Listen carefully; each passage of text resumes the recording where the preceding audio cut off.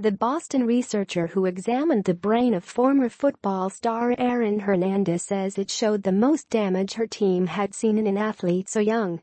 Hernandez, whose on-field performance for the New England Patriots earned him a $40 million contract in 2012, hanged himself in a prison cell earlier this year while serving a life sentence for murder.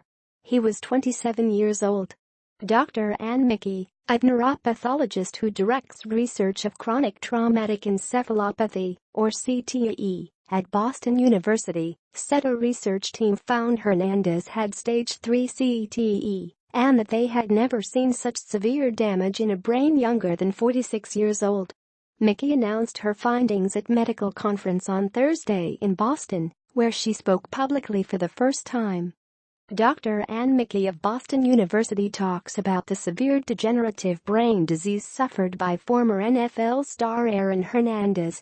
Her research team examined his brain after Hernandez died from suicide in prison. Stevenson AP. Among the lingering questions in the sports world, and among brain researchers is, why did a young man with wealth, fame and a potentially bright athletic career ahead of him kill a friend and wind up in prison?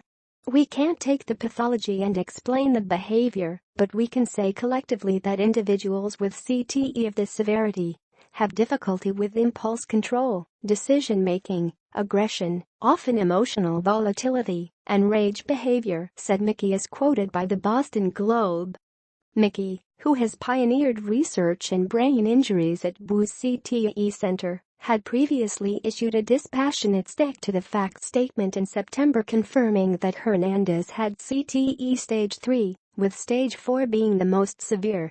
At the time, Hernandez's attorney, Jose Baez, announced the filing of a lawsuit against the National Football League and the New England Patriots, alleging that they failed to disclose, treat or protect against the dangers of repetitive injuries to the former tight end's brain.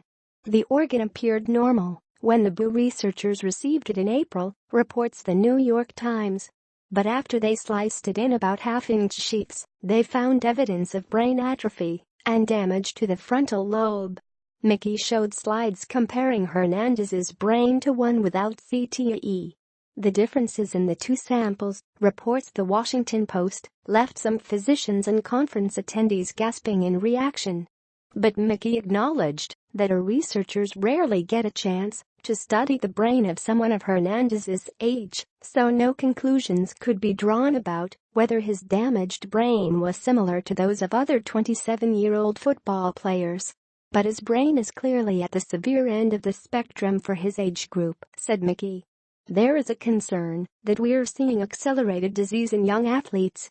Whether or not that's because they're playing more aggressively or if they're starting at younger ages, we don't know. But we are seeing ravages of this disease, in this specific example, of a young person, she said, as quoted by the Post.